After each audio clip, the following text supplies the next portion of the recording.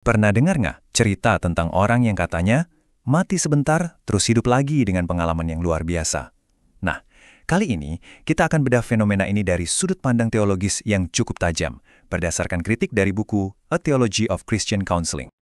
Ini nih pertanyaan besar yang kayaknya menghantui kita semua kan? Apa sih yang benar-benar terjadi pas kita meninggal? Fenomena pengalaman mendekati kematian atau NDE ini seolah-olah nawarin jawaban. Dan ya itulah yang mau kita kupas tuntas sekarang. Oke, pertama-tama kita coba lihat dulu ya, gimana sih pengalaman mendekati kematian atau NDE ini bisa secara drastis mengubah cara budaya populer ngelihat akhirat. Jadi, semua ini tuh berawal dari karya tiga peneliti ini, Elizabeth Kubler-Ross, Raymond Moody, dan Robert Monroe. Mereka lah yang bisa dibilang meledakkan laporan-laporan tentang orang yang hidup kembali dari kematian klinis ke publik, dan akhirnya memicu gelombang rasa penasaran yang gede banget soal kehidupan setelah mati. Studi tentang ini kemudian dikenal sebagai thanatologi. Tapi, tunggu dulu.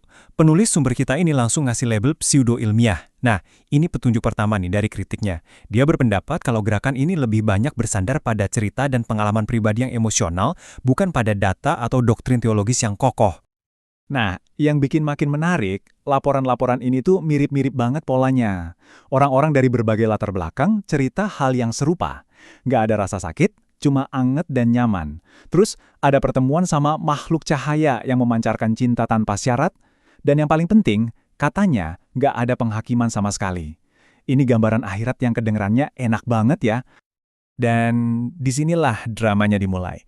Gimana narasi yang menenangkan ini justru berbenturan keras dengan perspektif teologis Kristen yang dipegang oleh penulis buku ini.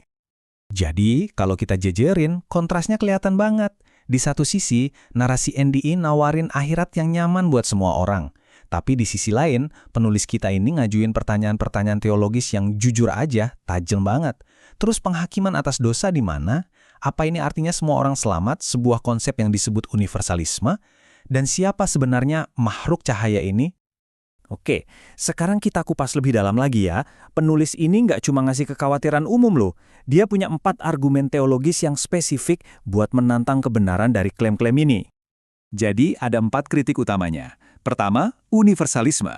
Gagasan kalau semua orang disambut hangat yang jelas-jelas bertentangan sama doktrin keselamatan Kristen. Kedua, tanpa penghakiman, nggak adanya pertanggungjawaban moral. Ketiga, spiritisme. Penulis ngelihat ada kemiripan antara pertemuan dengan makhluk cahaya dan praktek komunikasi dengan roh yang dilarang di Alkitab. Dan yang terakhir, bukti yang cacat. Apa ini beneran pengalaman kematian atau cuma halusinasi otak yang lagi stres berat karena trauma? Kutipan langsing dari penulisnya ini, wah bener-bener nonjok banget sih. Gagasan kalau perbuatan dosa dipandang dengan humor itu sangat bertolak belakang dengan ajaran Kristen tentang betapa seriusnya dosa dan perlunya penebusan. Inilah inti dari kritiknya. Ini nih, pertanyaan yang super tajam dari si penulis. Di banyak laporan NDE, makhluk cahaya ini sifatnya umum banget. Nah, kalau dari kacamata Kristen, kalau sumber cinta universal ini bukan Yesus Kristus, lantas siapa dong? Ini membuka kemungkinan interpretasi lain yang mungkin lebih gelap. Oke, setelah habis-habisan mengkritik gerakan NDE, penulisnya nggak berhenti di situ.